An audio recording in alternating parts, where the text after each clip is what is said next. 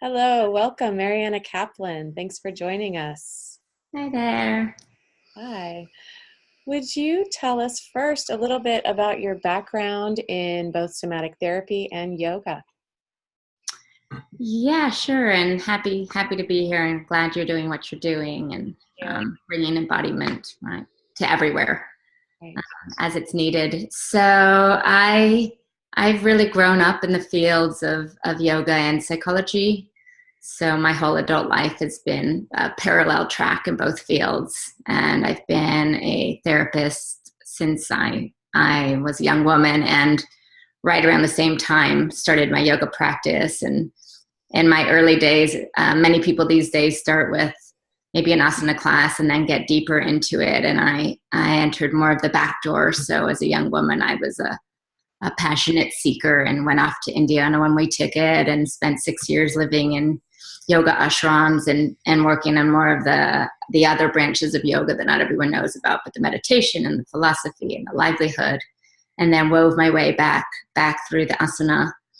And simultaneously at that time, especially when I was doing more intensive asana training, is really when somatics came into more popular notice, right? It started in the 1950s, but the growth in the last 10 years in terms of awareness of somatics, and it's almost becoming a buzzword Mhm. in progressive psychological studies and practices and trauma healing. But even 10 years ago, it was hardly known.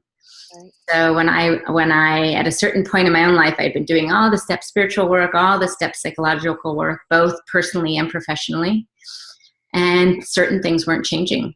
And I was frustrated, and my best sense was that it was in my body. It was a visceral feeling, like I know all of this, I know the stories, I understand why things have happened. Uh, I've studied deeply, but things that are so deep inside aren't changing. So I called up a colleague. Can you tell, if you're willing to, would you explain what wasn't changing for you? Like what It it, was just repetition of negative patterns and personal relationships in those deep places, like sorrows or moments that I was, and we all are triggered. And it was like the top layers had been addressed, but things that were way beneath the surface.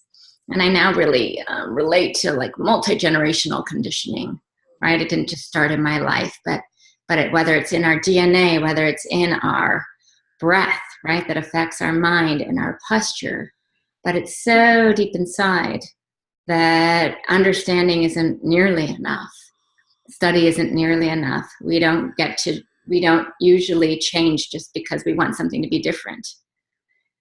So I called a friend who was a somatic therapist and asked if we could have lunch, and asked him what he was doing. And he was talking about this new somatic research and trauma healing. And I called him the next day and said, "Can I be your client? I want to experience this." And my first session, it was so profound. And and I didn't even know what he was doing. He just kept bringing everything I was saying back to my body and back to my body. And I was confused by it. It didn't seem like the deep listening I was taught to do in therapy, because there was so much interruption and what's happening in your body. And what do you notice in your belly? And are you aware of your breath? And the next day I said, like, I don't even want to do what I'm doing anymore until I have the somatic training. And so I signed up. There's so many good somatic schools. I did Peter Levine somatic experiencing training, which is one of the many good somatic schools out there. And it was a 3-year program. So I engaged with it. And from the get-go, because I was already a therapist and I had already been a yoga teacher, and the meeting point was so clear to me that they blended so well. So I used my whole 3-year program with the support of my trainers and supervisors to see how the method integrated with yoga, and and then began to somaticize my yoga teaching and my therapy work. And I consider that, particularly as a therapist, it was the turning point. I've been doing therapy for some 20 some years, and it was like the turning point where things just could happen more fluidly. My therapy, my work as a clinician got better. My clients were healing more effectively. Mhm. And bringing it into my own personal yoga practice, and then eventually all the research and teaching I've done. It was like the golden link that was missing for me, and it applies equally to both in my experience. And because I've been doing both all of my adult life, I I do separate them to help people understand that inside of me they're really not so separate. Mhm. That's been my experience too. Yeah. Can you tell us about some of your daily somatic practices that you do to keep aligned and in tune with what's happening for you? Yes, if I would answer that question several years ago, they would be more step-by-step practices. Uh-huh. Like before therapy sessions, I used to come into my therapy room a few minutes before and literally feel my body in my seat, sit back into it, bring my awareness into my body, scan my body, almost pull myself back into my body and commit to that as I was doing therapy. Now, fast forward 10, 12 years later, it's almost automatic. But so there was a lot of techniques, and in the somatic experiencing method, we have these techniques of cultivating pleasure and wholeness in the body, and there's many power tools. And like anything, with a lot of time and repetition, it becomes more automatic. Mhm. But I see embodiment as not a thing, like you're not in your body or out of your body, or maybe we're disembodied, but then once we begin to embody, it's just progressive and without bottom. So I almost automatically, unless I forget in the morning, right, I wake up and just feel my body and feel my breath, and it's a lot more of just a continual paying attention. And then throughout the day, when tension arises, I don't know if I can zip it into a moment, but through these somatic practices, I feel that I can, with the support of my body and learning to experience emotion and sensation in my body, I can more effectively digest what's happening as it's going on.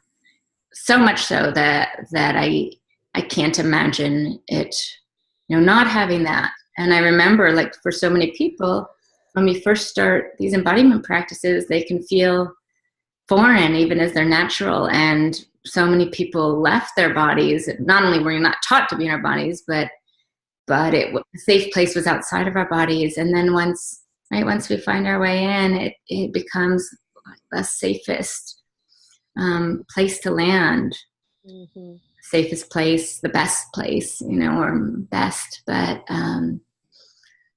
the most effective place from which to operate. And it's such a it can be experienced so easily. And I'm just thinking about people who may be watching and saying, am I in my body or am I not in my body? Because when I was 23 and went to therapy, my therapist said, you are not in your body. And it felt so alarming, and I didn't know what it meant, and I felt ashamed. And so as we talk about this, I just want to bring sort of a soft cushion, because it's, that it's a process and we're talking about it, and it can be experienced. And it's not a right or wrong or an in or an out, but more a possibility, right? A possibility that seems to blend with everything and make almost everything more effective. So let's talk a little bit about what gets in the way. So you talk a lot about trauma and how it can actually be really uncomfortable and painful to bring attention back to the body. Um, and I appreciate how you redefine trauma and include everyday trauma. Can you talk about everyday trauma and maybe the different varieties of trauma? Yeah, so like somatics, trauma is a new buzzword in transformational circles. And in older definitions of trauma, we really just had PTSD, or post-traumatic stress disorder. And finally, there was a name when something happens to people that these certain set of symptoms or a variety of symptoms tend to arise. And yet, over time, it became apparent that these symptoms are experienced in so many people, whether they are aware of any trauma, overt trauma they experienced or not. And then as trauma theory and understanding has developed, it's just, it's taken on a lot more nuance. So a huge change in trauma theory came when trauma started to be redefined as how an event or an experience is experienced from and by an individual. So it's not the what happened, but how an individual experienced it, right? Because one person could have a little small car accident or even a fender bender, and really they're okay with it. And someone else who has some previous history or any number of variables can be deeply traumatized by the same experience. Mm-hmm. So that was a really important shift in the understanding of trauma. And everyday trauma then came onto the scene, and it became so important because there's the traumas about the things that happened. There's just what it's like to live it, right, in the human body, the human intensity, and there's, you know, the last couple of years, for the first time in my life as a therapist, I was talking about politics with people, not only locally in America, but because I do Skype work, I was talking about political issues, you know, with people all over the world. People are being impacted by what's happening everywhere, by environmental issues, right? Things we are starting to understand, or veils that are coming down. And you live slightly north of me, right? We had these big fires, and there were the people who were in the fires, and then there were the people who were near the fires, right? And then for a lot of the people I was working with at the time, because, right, our air was black and our sky had this apocalyptic feeling, that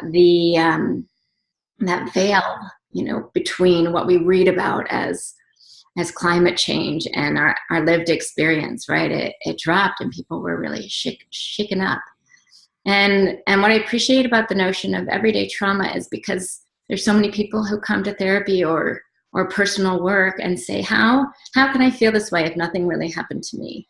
You know, all those other people, like, they have a reason, but I don't, and therefore, right, I'm not allowed to feel this way, or I'm indulgent, or my feelings aren't valid, or I shouldn't be taking this time or I don't even deserve the help because nothing so bad happened to me.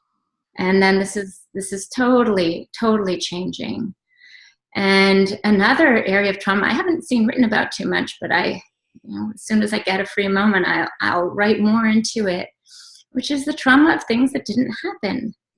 And I feel touched by that because I've lived that and supported so many people. So, for instance, I had my child later in life, right? The years of suffering of feeling the desire for motherhood and not knowing if and when and how it was going to happen. I speak to so many women in their 30s or early 40s. It's a full out trauma, often much greater than very hard things that happened, or the longing for relationship, right? Or there's so many things that happened and didn't happen, right? And it just it evens the field and says, right, life is intense, and the human process is enormously intense. And in the book, in my new book, I wrote about this section about just the human need to articulate our own intensity. And it's not like certain intense people or not intense people. It's that we're all in this intensely powerful human experience, and right, whether we're introverted or extroverted or more shut down or less shut down, I think every human being has an inner intensity, and we don't even need to call that trauma, but it's worthy of care and needing of support and attention. And just to weave one more layer, because you asked, right, how does this lack of embodiment come? And that's one angle of it. But another major angle is that it's not modeled or taught most places and in most cultures in the world. So just right as we grow up, I grew up in a very conservative East Coast suburb. I didn't, not only did I not hear embodiment, but it's just not what we see. There's no reference for it. Uh, we don't know that. We're right. We're just these. We locate our consciousness in our head, and we right. And because thought is so powerful, and action is right, is channeled constantly through the mind. There's not even a chance. There's not even a chance to for many people to know that it's a possibility. There's not people to look at, or there wasn't, which is something I really appreciate about what you're doing, is just bringing this awareness. Mm-hmm. So I think that's a lot of it too. It's not a value in culture or religion. And I just came back from teaching a training out in the East Coast, and right, I work in the psychological field, and here in California, in the psychological field, embodiment is becoming something that's at least considered. But in most of mainstream psychology, or the vast majority of schools all over the world, it's not even known about, and maybe still considered a little bit strange and not worthy of attention and curriculum. It's not there yet. And it doesn't mean, right, that some people don't have this organic connection. And sometimes in Latino cultures or Brazilian cultures, there may be more of a, in Spanish culture, I felt more of an embodied sense, but it still doesn't necessarily mean we know how to embody our emotional life, right, and embody in various levels. But I do think that there's some cultures that right, they're just living a little more viscerally than others. And I would put our culture, right, in the United States of America as one of the lesser ones. Definitely. Do you have a vision of what it might look like to teach our young ones this in a systematic way, in a I don't know if institutional is the right word, but in a structured way from the beginning, not just at home, but in our social structures? Yeah, I wish I had this big global construct. I have an experience, with my little one, and having him grow up, right, and giving what I wasn't given, and then all the little quirks about it, like, oh, my body's really feeling like it wants ice cream. The little ones get this vision of embodiment, and it's like, my body feels like you need to do this. I love that. And right here in California, we're fortunate. So in some of the schools, there will be at least electives, like some kind of, I went to pick up my son in aftercare last year, and the aftercares the aftercare teachers were teaching like embodied movement because they had been trained, and right, it was so delightful. But I'm interested what you've got going on that, but I've been busy with other things lately. Yeah, working on it for sure. It's one-on-one at the moment, but the big vision is to develop ways of learning how to be a whole human from a much younger age, and not just from our families, but from the bigger social surroundings. Yeah, and even this one-on-one, I just taught a training. I teach trainings on integrating yoga and psychology, and they're always open to everybody. But in this training at Kripalu Yoga Center out east, there was a number of everyone pretty much was a skilled professional, impacting so many other people. They were, right? So this one-on-one or on many, I really had the feeling, as I get to know the people that are attracted to this kind of work, as I was giving skills, it was like 1 to, right, hundreds, because you touch somebody, right, who's touching many other people, and watching it, and hearing and seeing what people are doing with it. so I've been hearing, so I guess I have a little bit more of a vision, but right, I'm training people the way that I am, but I've been witnessing in the last few years people taking the work into firefighting and law enforcement, into working with eating disorders, suicide prevention, into criminal justice, and there was a teacher in one of my trainings who was teaching teachers in the jails, teaching inmates to become teachers, and bringing in these embodiment practices. So I think maybe what we're talking about with this one-on-one is potentially one on many. It radiates Yeah. outward. Yeah, in a really pragmatic way, not just right Yeah, yeah, person to person. Yeah, body to body. yeah. Um, let's see.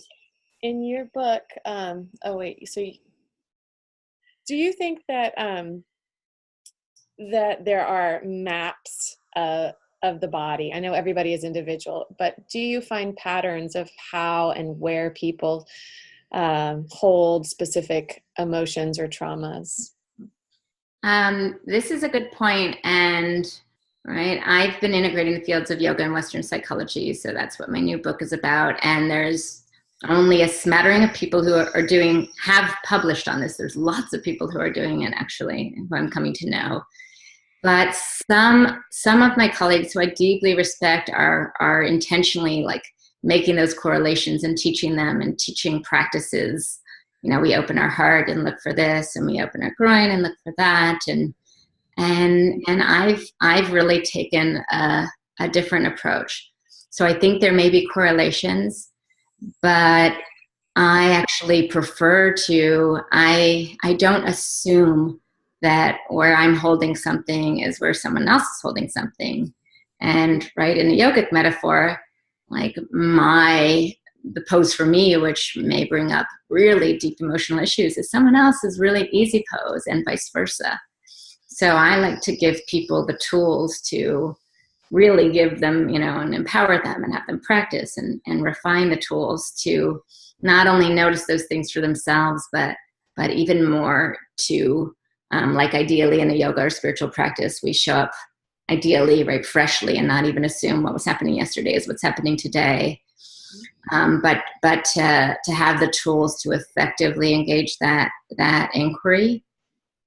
And that famous quote that everyone attributes to someone else, but if often attributed to Gandhi, but apparently it belongs to someone else. If you give a person a fish, they'll eat for a day, and if you teach them to fish, they'll eat for a lifetime. And I love that. That resonates with me so much about embodiment tools, because you give a person the tools to digest their own inner intensity and life experience in their bodies, right? And then they can apply it to anything, and it can grow and change.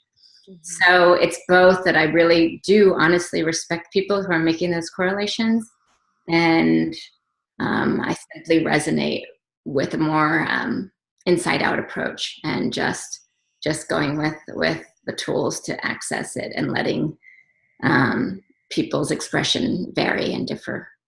Mm-hmm. I'm curious how neuroscience has affected your work. I know there's a lot of new technologies and practices based on physiological insights that we've had in the last few years, like TRE and neurofeedback. Do you incorporate, or are these shortcuts? What is your take on these? I'm not a shortcut person. I mean, I do think that integrating in the sense of when I read about like fast track to enlightenment and fast track to any kind of personal growth, I'm cautiously curious and somewhat skeptical, because if anything that my life and my own practice and supporting others has taught me is that a lot of the deeper changes take longer than any of us really thought at the beginning, or wished that it did, even though so much happens along the way. Mm-hmm. So I'm not a neuroscientist. Like many people, I included a chapter in the book which I co-authored with a really, really smart yogic neuroscientist. but why I reached for it and why I wanted to include it is because what's happening is that science is validating all of these different practices, right? And now meditation can be measured. Now trauma research, and whether it's affecting the vagal nerve, this or that, it's like it's measured and it's documented. And there's evidence-based research, and that's so important because that science is like a bridge to the to a more collective world. I want to call it mainstream, but even that is like it's a bridge to more collective understanding. It's validating practices. I sat last year in a workshop with one of the big neuroscientists this year, and at the end, we both did a pranayama or a yogic breathing practice, and his whole message was that social engagement and the support of others and this almost embodied engagement is what's most healing. And then only recently I was struck because I said, oh, we're doing all the science to do a pranayama practice. And then only recently I was reading an interview and found out he had been in India and in his early years and had studied with the yogis. So yeah, it's a really important bridge. I don't know that I'm always learning, but the science, it's like that's what excites me about it, is that it speaks to a larger audience. And sometimes people who would never be drawn to some of these practices, it gets them in the door. Mm-hmm. Great. So I'm going to show a picture of the book. This is Yoga and Psyche. Where can people find you and your book? I am here in my home in Fairfax, California, and the website that I have with more of my personal therapeutic work is realspirituality.com. The book's website is yogaandpsyche.com. If you just remember my name, Mariana, and California and psychology, I usually come up somewhere on Google. And I work in person at a distance. I train people on integrating the modalities of yoga and Western psychology. And yeah. Is there anything else you'd like to add before we wrap up? I think I just want to again underline the message that like this embodiment, if it's new to people, it's accessible. It can be experienced easily with an effective coach or teacher, and that it's not something available to some people and not available to every other people. Right? I often say, but the experience of being in the body can be as simple as one conscious breath in the body. And here we're talking about it, right? But then as people get excited, there's so many good schools and approaches, and we jump in. And what I love is, I do a lot of this, but I love to practice with people because then suddenly, quickly, as yoga, right? Deep transformation takes time, but benefits can be experienced quickly. Oftentimes, the first time somebody walks in a yoga room, it's like, whoa, something happened. And when we start to connect, right, our mind and our breath and our posture and our emotions and our body, it can be experienced quite quickly. So I would just want to kind of cast a web of inclusivity to your listeners. Thank you. I really appreciate the work that you're doing and your new book. And thank you so much for joining us. Pleasure. Take care. Bye.